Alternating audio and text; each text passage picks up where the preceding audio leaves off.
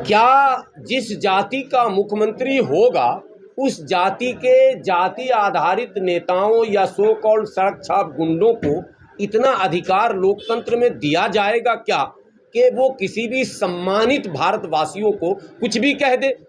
और तब जब वो सम्मानित माने भारत के सदन के सदस्य हों, लोकसभा की सांसदों, फिर वो महिला।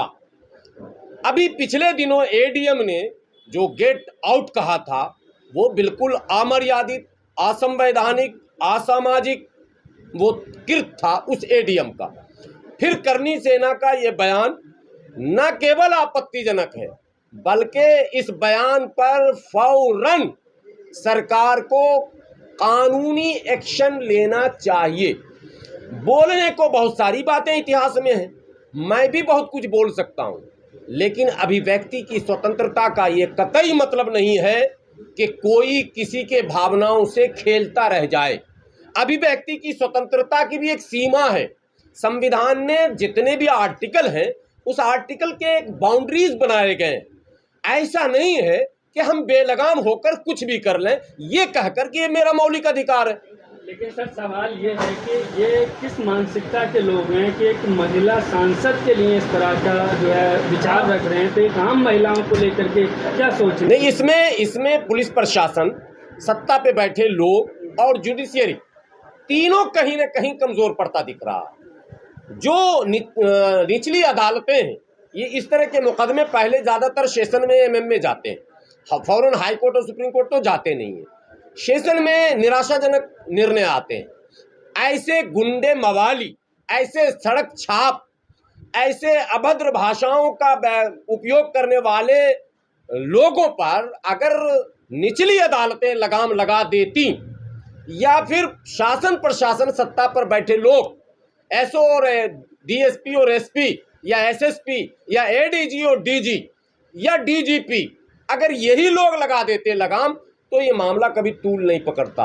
लेकिन देखने में यही मिल रहा हमेशा कि अगर किसी भी मुस्लिम नौजवानों ने, पिछड़े, अति पिछड़े और दलित के नौजवानों ने अगर माननीय मुख्यमंत्री, माननीय सांसद, माननीय विधायक पर कोई टिप्पणी की, फेसबुक और यूट्यूब दूसरे साइटों पर भी अगर कुछ लिख दिया तो कार्रवाई हुई है, घर से उठाया गया। पता है आपको, माननीय केंद्रीय मंत्री चिराग पासवान के खिलाफ एक मानसिक रोगी जिसका सिद्ध हो चुका समस्तीपुर में कि वो मनोरोग का शिकार है, उसने फेसबुक पर एक थ्रेट कर दिया।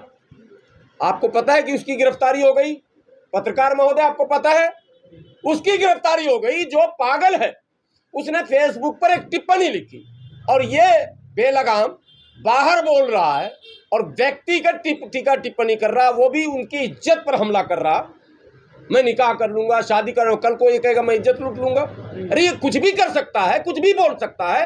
सरकार अगर इस तरह से सोई रहेगी तो कैसे निजाम चलेगा? वो कह रहे हैं कि समर्थन में बहुत लोग आ चुके हैं कि उन्होंने सही कहा है और रिश्ता भेजा है, मोहब्बत जताई है उसने।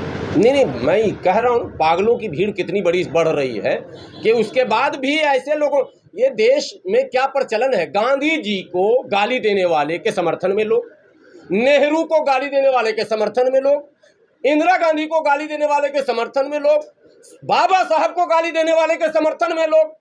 यहाँ हो क्या रहा? सरदार पटेल को गाली देने वाले के समर्थन में लोग।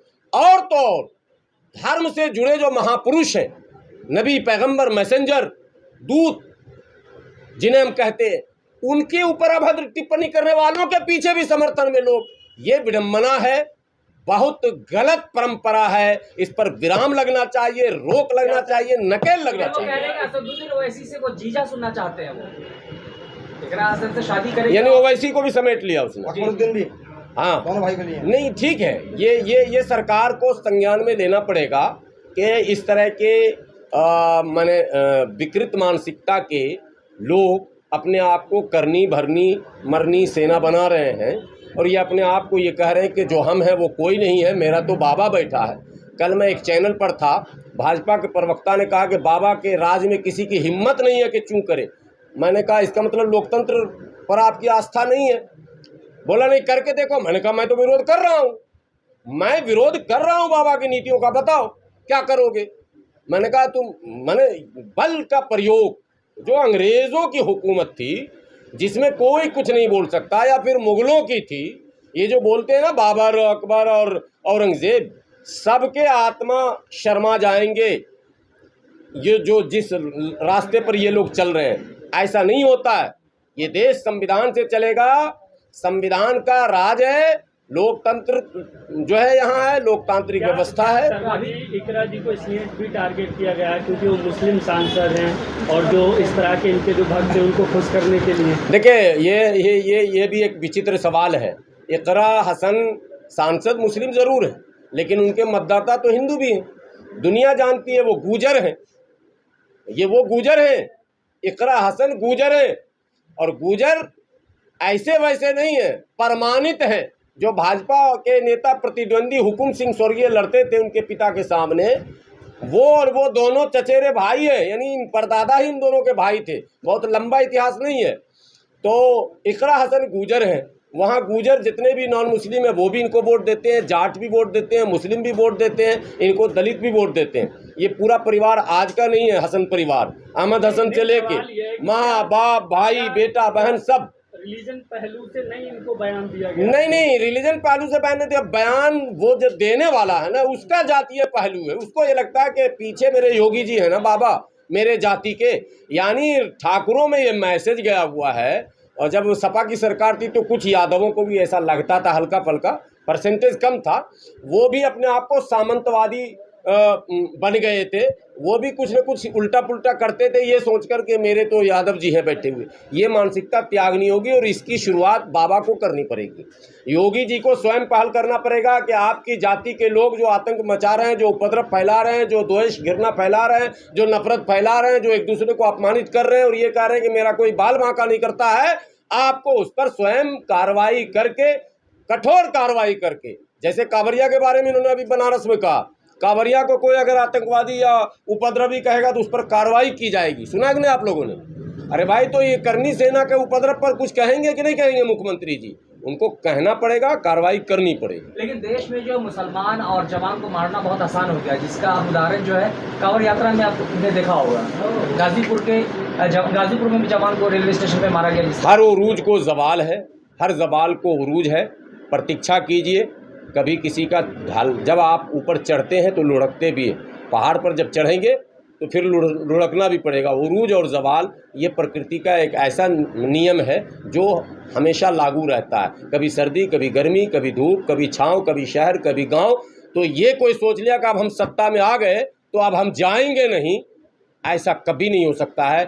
बदलाव प्रकृति का नियम है, बदलाव होगा। अगर जुल्म करोगे तो बदले में तुम्हारे साथ भी आने वाले दिनों में जिसके हाथ में सत्ता जाएगी वो तुम्हारे साथ वही हरकत करेगा। इसलिए ये सिलसिला बंद होना चाहिए, वो एक दूसरे पर जुल्म ज्यादती नहीं। इकरा हसन को तो हम इजाजत भी दे देंगे कि वो नमाज पढ़ना चाहती है तो पढ़ सकती है, बताइए, एक ऑफर भी है। नहीं, मैं बता रहा हूँ, पहले उसने आईने में अपना चेहरा देखा था। वो बोलते वक्त आईना तो देखता।